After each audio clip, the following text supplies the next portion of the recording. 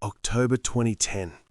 A group of elite surgeons at a high-stakes medical facility in Florida sat hunched over controllers, their eyes locked onto a screen as they navigated a digital obstacle course. It wasn't a break, it was a performance test.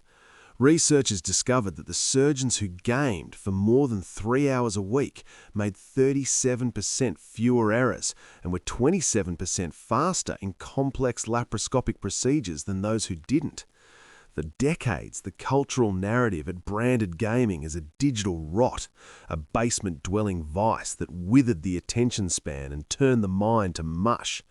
But beneath the neon glare and the frantic clicking lies a cognitive furnace that is quietly re-engineering the human brain.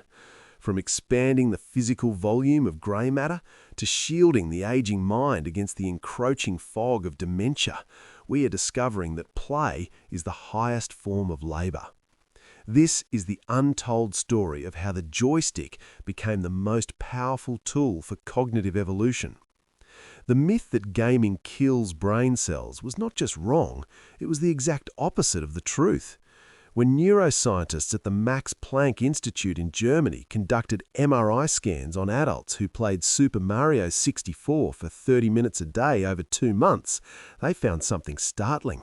A physical increase in the grey matter of the right hippocampus, the right prefrontal cortex, and the cerebellum. These are the regions responsible for spatial navigation, strategic planning, and fine motor skills. In the same way that lifting weights tears and rebuilds muscle, the high-stakes environments of virtual worlds force the brain to optimize its own architecture. The brain is not a static organ, it is plastic, and gaming provides the exact blend of novelty, challenge, and reward required to trigger neurogenesis. This structural growth is driven by the sheer density of information a gamer must process. In a modern action title, the brain is juggling hundreds of variables simultaneously. The trajectory of a projectile, the cooldown timers of abilities, the spatial position of teammates, and the tactical layout of an ever-shifting map. This constant state of hyper-arousal forces the brain to streamline its switching costs, the mental energy spent moving from one task to another. While a non-gamer might feel overwhelmed by a chaotic, multivariable problem, the gamer's brain has been trained to perceive that chaos as a pattern. It is the difference between looking at a bowl of alphabet soup and reading a clear sentence. Perhaps the most profound impact of gaming is found in the way we navigate the world.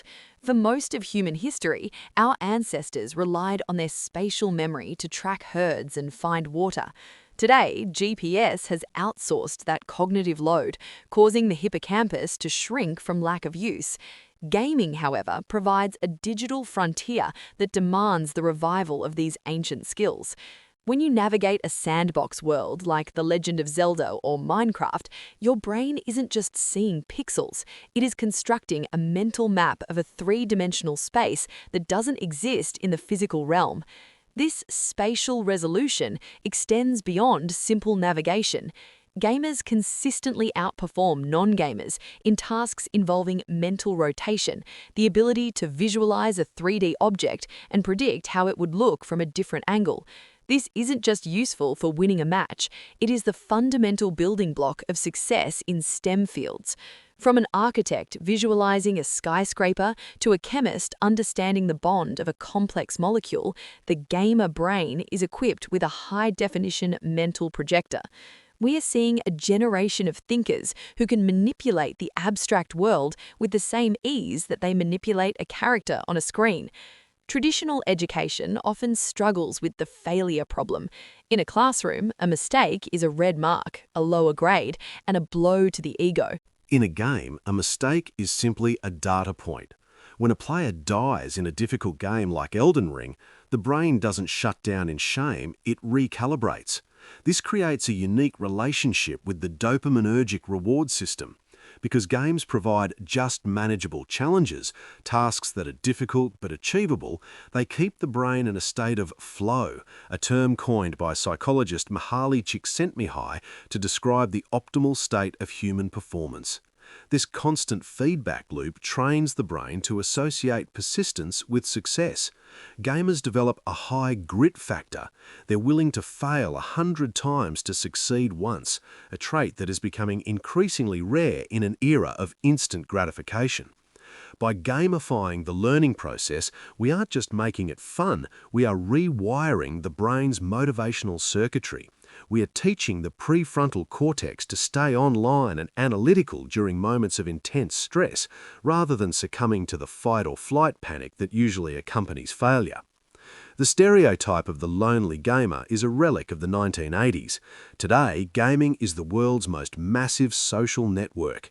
In complex raids or competitive team-based shooters like Overwatch, success is impossible without high-level cooperation and emotional intelligence. Players must learn to read the tone of their teammates' voices, manage internal conflicts under pressure, and lead diverse groups of strangers toward a common goal. This is soft skill training at a scale never before seen in human history. Furthermore, gaming has shown incredible promise in developing empathy. Empathy games, or narrative-driven titles like The Last of Us, force players to inhabit the perspectives of people vastly different from themselves. Unlike a movie where you're a passive observer, a game makes you responsible for the character's choices. When a character you control experiences a moral dilemma, your brain processes that conflict as a personal experience.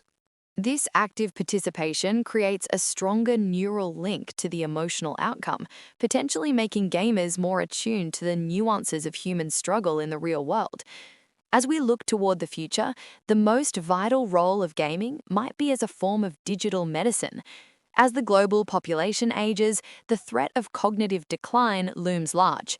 However, research into exergaming, games that require both mental and physical input, and high-complexity strategy games, has shown that gaming can significantly delay the onset of Alzheimer's and other forms of dementia.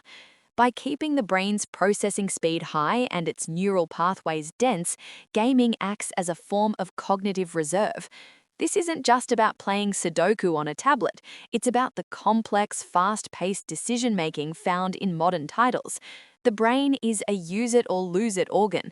By engaging in digital play, seniors are forcing their brains to maintain their synaptic density. In clinical trials, elderly participants who played 3D platformers showed improved memory retention that lasted for months after they stopped playing. We are entering an era where a doctor might prescribe 60 minutes of a strategy game to keep the mind sharp, treating the console as a vital piece of medical equipment. The evolution of the human brain has always been tied to the tools we use. The written word changed how we remember. The printing press changed how we think.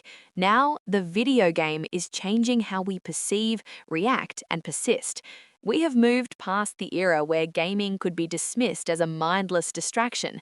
It is a rigorous, demanding, and ultimately transformative experience that is sharpening the collective intellect of the species. The gamer of tomorrow isn't someone who is escaping reality. They are someone who is being trained in a high-fidelity simulator for the complexities of the 21st century. They possess the spatial awareness of a pilot, the strategic mind of a general, and the emotional resilience of an athlete. We are finally beginning to understand that the waste of time was actually the greatest investment we ever made in the hardware between our ears.